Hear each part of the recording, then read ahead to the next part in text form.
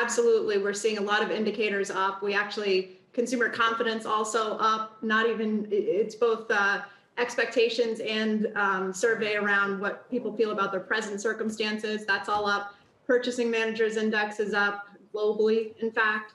And of course, we have all of those COVID checks now hitting everybody's pocketbook. So I think, expectation of a retail surge wouldn't be out of the realm. So definitely seeing a lot of positive indicators. Obviously, the question is, as you put it, is this inflationary or, is this just growth? And are we having this V recovery that we were hoping for, right? As opposed to the square root. So, and you'll see differing views on this, but I think that certainly there is a good aspect of this that is growth in the economy. There are some possible setbacks. Obviously, we could see spikes in COVID, variants could be a problem. But so far, so good, I think, on the economic front. Dana, I want to ask you another question. Last quarter, we saw tech really lag, but we saw things like Dow Transports up about, 16% and the Russell up about 12%. Those are definitely the outperformers. What does that say about the thought of this being a recovery versus just inflation? Yeah, I mean, certainly value stocks. And so we're seeing financials, industrials, energy doing well right now. Value stocks, which have been just pummeled for several years now, obviously making a comeback. And that's typical in a recovery. Value tends to do well in a recovery. It's hit or miss in terms of whether value performs well, when markets are down. And obviously last year with the, conflation of just obviously the fact that you had people at home and tech stocks, of course, were just well situated for that situation. So, it's not surprising now we're finally seeing that rotation to value. Will it continue?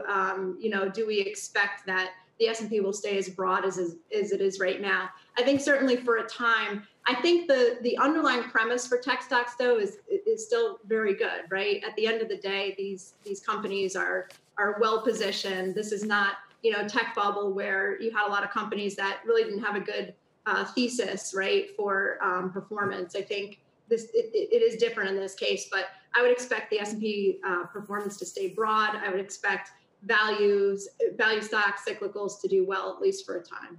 All right, Dana, before we let you go, because we are running out of time, speaking of someone's thesis, I'm curious how your thesis might be changed by corporate taxes being raised to 28%. I know that you're keeping a close eye on just tax policy and how it might impact the markets.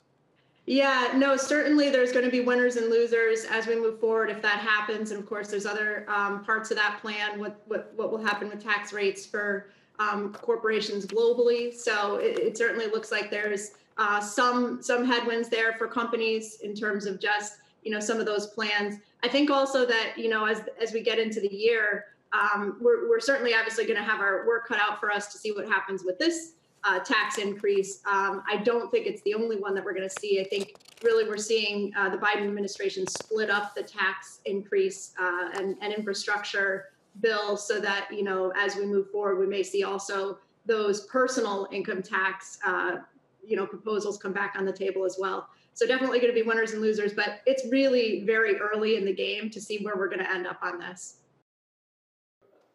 Shepard Smith here. Thanks for watching CNBC on YouTube.